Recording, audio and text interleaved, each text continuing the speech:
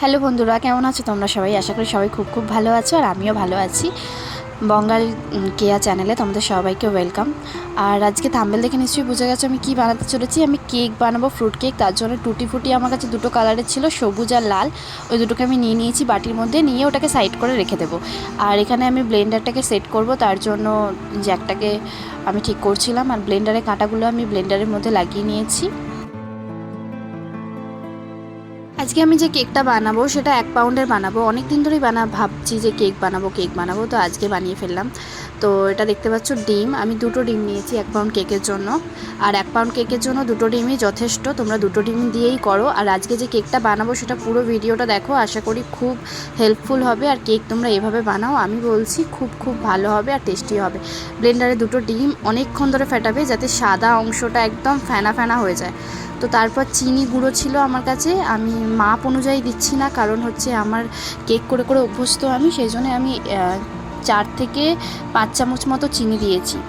ঠিক আছে, মেজারমেন্ট কাপের। তোমরা একটু বেশি পরিমাণে চিনি দিও যতটা তোমরা খাবে। আর কেকটা একটু মিষ্টি হলে খেতে বেশি ভালো লাগে, সেজন্য চিনির পরিমাণটা একটু বেশি রেখো।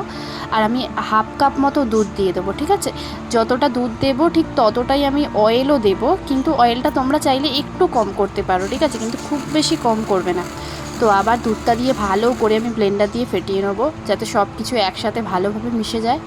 তারপরে আমি তেল দেবো, হাফ কাপ মতো তেল আমি দিতে চেয়েছিলাম, কিন্তু আমি তেলটা এখানে একটু কম রেখেছি, এবারে একটু কম তেল দিয়েছি। তোমরাও চাইলে একটু কম দিয়ে করতে পারো, কোনো অসুবিধা নেই। ডিমটা ফেটানো হয়ে গেছে, দুধ চিনি তেল দিয়ে ভালো করে আবার ফেটিয়ে নেবো আমি সুন্দর করে। তারপরে মিক্স ফ্রুট এসেন্স ছিল আমার কাছে। ঠিক আছে, যেহেতু আমি কেক বানাই তো আমার কাছে এসেন্সগুলো বাড়িতেই ছিল। তোমরা চাইলে কিন্তু ভ্যানিলা এসেন্স দিয়ে করতে পারো, ওটা খুব কম দামে দোকানে পাওয়া যায়, 20 টাকা কি 30 টাকা নেয়। আমার কাছে এই মিক্স ফ্রুট এসেন্সটা ছিল, এটা 60 টাকা নিয়েছিল। তো এটা আমি দিয়ে দিলাম, খুব জোর 8 থেকে 10 ফোঁটা দেবো, তোমরাও এরকমই দেওয়ার চেষ্টা করো। তারপরে আবার আমি ভালো করে সবটা মিক্স করে নেবো। ঠিক আছে, আর এখানে একটা মেজারমেন্ট আমি চামচ নিয়ে নিয়েছি, এর মধ্যে আমি বেকিং পাউডার দেবো।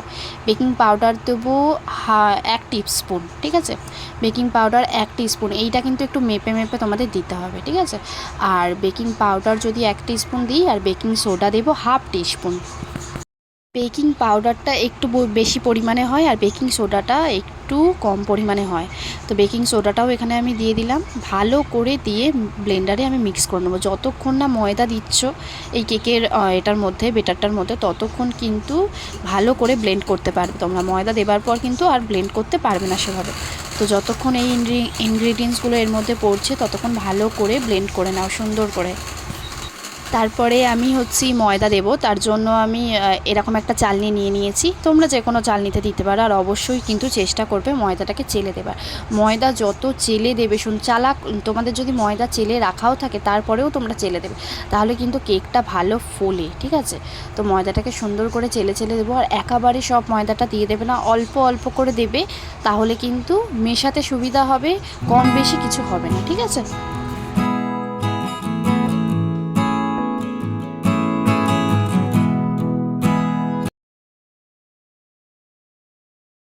এখানে আমরা একেবারে সব ময়দা দিয়ে দেবো না, তাহলে কিন্তু ডলা পাকিয়ে যাবে, কেক শক্ত হতে পারে। আমরা একটু একটু করে ময়দা দিয়ে আস্তে আস্তে করে ব্লেন্ড করে নেব।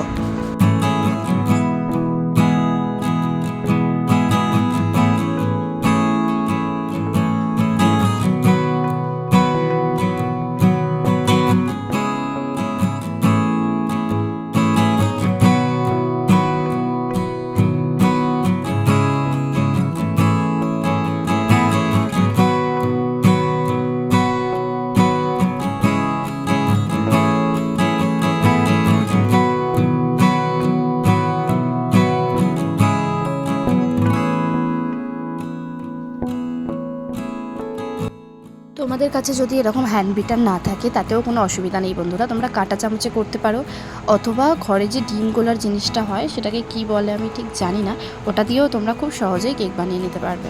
আমার কাছে এটা ছিল তাই আমি এটা দিয়ে দেখালাম। ব্যাটারটা কিন্তু খুব বেশি পাতলা হলেও চলবে না, আবার খুব বেশি শক্ত হলেও হবে না, একদম মিডিয়াম রাখতে হবে আমাদের। তো যতক্ষণ না ব্যাটারটা ঠিকঠাকভাবে ঘন হচ্ছে ততক্ষণ একটু করে ময়দা দাও, দিয়ে ভালো করে মিক্স করে নাও। দেখো ব্যাটারটা কেমন হবে আমি তোমাদের দেখিয়ে দিচ্ছি, ঠিক এইভাবে পড়বে। ঠিক আছে, তো বেটারটা এইভাবে রেডি করতে হবে। আমাদের বেটারটা রেডি হয়ে গেছে, এবার এর মধ্যে আমাদের আরও কিছু জিনিস দেবার আছে। টুটি ফুটিগুলো আমরা সাইড করে রেখেছিলাম, ওগুলো আমরা দিয়ে দেবো। টুটি ফুটিগুলোকে না দেওয়ার আগে ময়দা দিয়ে একটু কোট করে নেবে, তাহলে যে বেটারের কাঁচা অংশটা সেটা টুটি ফুটির মধ্যে লাগবে না, খেতেও ভালো লাগবে। তো এইভাবে একটু ময়দা দিয়ে কোট করে তারপরে আমি কেকের বেটারের মধ্যে দিয়ে দেবো।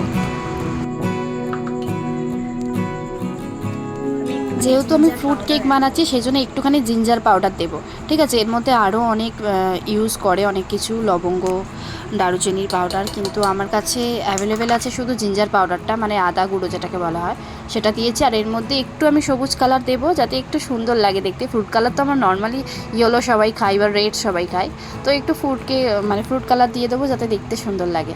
তো আমি 3 ফোঁটা দিয়েছি গ্রিন কালার, জাস্ট 3 ফোঁটা দিয়েছি, দিয়ে এটাকে ভালো করে মিক্স করে নেবো এবার আমি।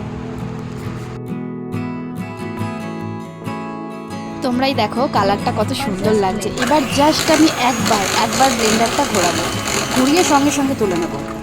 তারপরে আমি নর্মাল ব্লেন্ডারটা রেখে জাস্ট গোল গোল করে ঘোরাবো, কিন্তু আমি চালাবো না, কারেন্টে যে চালানোটা সেটা চালাবো না, নর্মাল ওটা দিয়ে ঘুরিয়ে নেবো।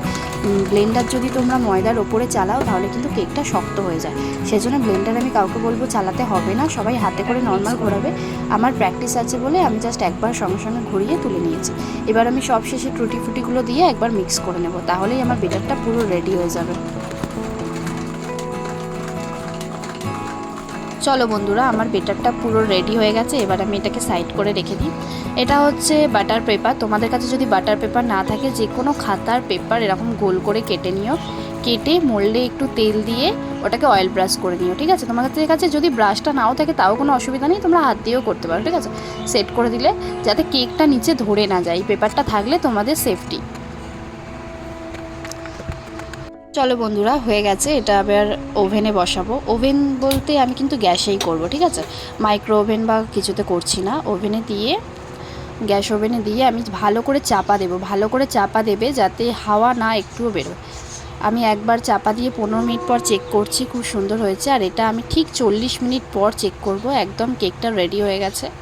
তো চলো এবার তোমাদের আমি কেটে দেখাবো। কেকটা সাইড দিয়ে ছুরি দিয়ে এরকম করে কেটে নেবে যাতে সুন্দরভাবে কেকটা বেরিয়ে যায়। তো এবার চলো আমি তোমাদের কেকটা কেটে দেখাবো। কেকের নিচে যে কাগজটা দিয়েছিলাম ওই কাগজটা এবার তুলে নেব। কাগজটা তুলতে না আমার খুব ভালো লাগে, কেন জানি না, বাচ্চা বাচ্চা স্বভাবটা এখনও রয়ে গেছে। তো টুটি ফুটিগুলো দেখতে পাচ্ছ কীরকম নিচের দিকে নেমে গেছে আর কত ভালো লাগছে। আর আমি টুটি ফুটি অনেকটাই দিয়েছি, যার কারণে ফ্রুট কেকে টুটি ফুটি দিলে কী বলো তো, খেতে আরও বেশি ভালো লাগে। এবার আমি কেকটা তোমাদের পিস পিস করে কেটে দেখাবো, আর কেকটা কতটা স্পঞ্জি হয়েছে, কতটা নরম হয়েছে তোমরা নিশ্চয়ই দেখতে পাচ্ছ। তো দেখো আমি কেকটাকে কাটছি পিস পিস করে।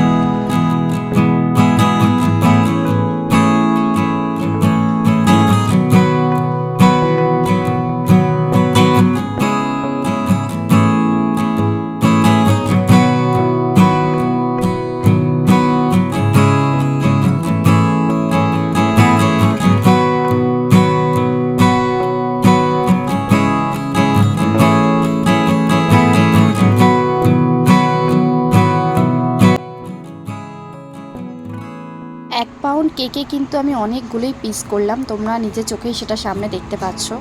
আর আমার তো বেশ ভালো লাগছে, অনেকগুলো পিস হয়েছে, কারণ আমাদের ঘরে লোক অনেক, সবাই খেতেও ভালোবাসে, অনেক দিন ধরে বলছে কেক বানাও কেক বানাও। তো আমি এগুলো একটা টিপেতে সুন্দর করে রেখে দেবো, কারণ এটা আমি রাতের বেলা বানিয়েছি, তো এখন তো নিশ্চয়ই সবাই খাবে না, আমি একটা ডিপেতে রেখে দেবো। দেখো কেকটা কতটা সুন্দর দেখতে লাগছে, পুরো দোকানের মতো।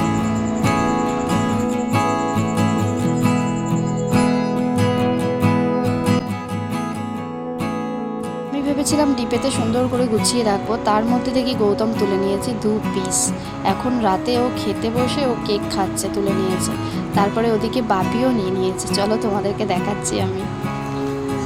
ও যেহেতু খালি গায়ে আছে সেই জন্য বলছে আমাকে একদম দেখাবে না, কিন্তু কেকটা নিয়েছে বলে আমি ভিডিও করতে বাধ্য হলাম। এদিকে বাপিও নিয়ে গালে খেতে শুরু করে দিয়েছে, গালটা দেখো ফুলে আছে। আমার শাশুড়িও খেয়েছে, সবাই একটু একটু করে খেয়েছে, আর বাদ বাকিটা আমি পুরো ভালো করে কন্টেনারে চাপা দিয়ে রেখে দেবো।